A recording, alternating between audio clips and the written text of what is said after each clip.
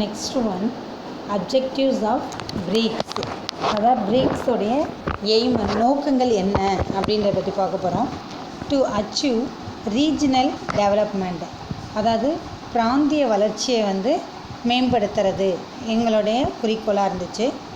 It acts as a bridge between developed and developing countries, அதாவது வளர்ந்த மற்றும் வளர்ந்து வரும் நாடுகளிடையே ஒரு பாலமாக செயல்படணும் அப்படின்றது இவங்களுடைய aim. To contribute extensively to development of humanity, அதாவது மனித மேம்பாட்டிற்கு மிக பெரிய அளவில் இவங்களுடைய பங்களிப்பு இருக்கணும் அப்படின்றது உங்களுடைய எய்மாக இருந்துட்டு. To establish a more equitable and fair world, அதாவது அதிக சமத்துவமும் நியாயமான ஒரு உலகை ஏற்படுத்தணும் அப்படின்றதும், அதாவது அதிகமான சமத்துவமாக முடிஞ்சவரையும் எல்லாத்தையும் சமமாக பாவிக்கணும் அப்படின்றதும், நியாயமான ஒரு உலகத்தை உருவாக்கணும் அப்படின்றதும் இவங்களுடைய எய்மாக இருந்துச்சு. Boost intra BRICS trade in their local currencies to increase trade cooperation and cope with the current international financial crisis. Next one பார்த்திங்கன்னா, அதாவது வணிக ஒத்துழைப்பை அதிகரிக்க இந்த பிரிக்ஸ் நாடுகளுக்குள்ளார முதலாவது என்ன பண்ணணும்னா, உள்நாட்டு நாணயத்தின் மூலம் வாணிபத்தை மேம்படுத்தணும், ஊக்குவிக்கணும் அப்படின்றது தான் அவங்களுடைய ஃபஸ்ட் எய்மாக இருந்துச்சு. அதாவது வணிக ஒத்துழைப்பை நம்ம அதிகரிக்கணும் அப்படின்னா முதல்ல நம்ம நாட்டு நாணயத்துடைய வருமானத்தை அதிகரிக்கணும். அதுக்காக உள்நாட்டு வாணிபத்தின் மூலம் வாணிபத்தை நம்ம மேற்கொள்ளணும் அப்படின்றதும், அதை ஊக்குவிக்கணும் அப்படின்றதும் இவங்களுடைய எய்மாக இருந்துச்சு. சர்வதேச அளவில் ஏற்படக்கூடிய சிக்கல்களை எதிர்கொள்ளணும் அப்படின்றதும் இவங்களுடைய aim. To promote the technological information exchange among the member state. அதை நெக்ஸ்ட் ஒன் பார்த்திங்கன்னா, இந்த உறுப்பு நாடுகளுக்குள்ளே தகவல் தொழில்நுட்பங்கள் பரிமாறிக்கிறது, அதை ஊக்குவிக்கணும் அப்படின்றது உங்களுடைய aim.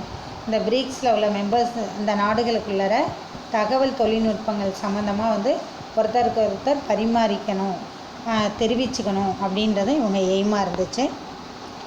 To enhance inclusive economic growth that will lead to an increase in the creation of job, fight against poverty and accelerate the economic transformation of members. Next one பார்த்திங்கன்னா, கிரியேஷன் ஆஃப் ஜாப், வேலை வாய்ப்புகளை உருவாக்கணும். Fight against poverty, வறுமைகளை ஒழிக்கணும்.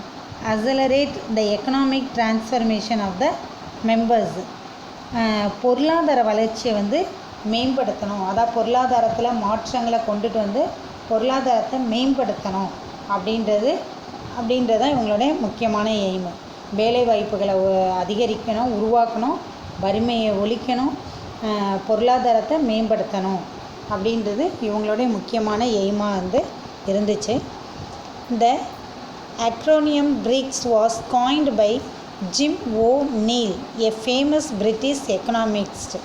He predicated that by year 2015, Brazil, Russia, India and China would become bigger than the 6 most industrialized nations in dollar terms and would completely change the power dynamic of the last 300 years. அதாவது இந்த BRICS அப்படின்ற வேர்டை அந்த சொல்லை யார் கொண்டு வந்தா அப்படின்னு பார்த்தீங்கன்னா, பிரிட்டிஷில் உள்ள ஒரு ஃபேமஸ் பொருளாதார நிபுணர் தான் பிரிக்ஸ் அப்படின்னு, அவர் பேர் ஜிம் ஓ'நீல் அப்படின்றவர் தான் கொண்டுட்டு வர்றாரு.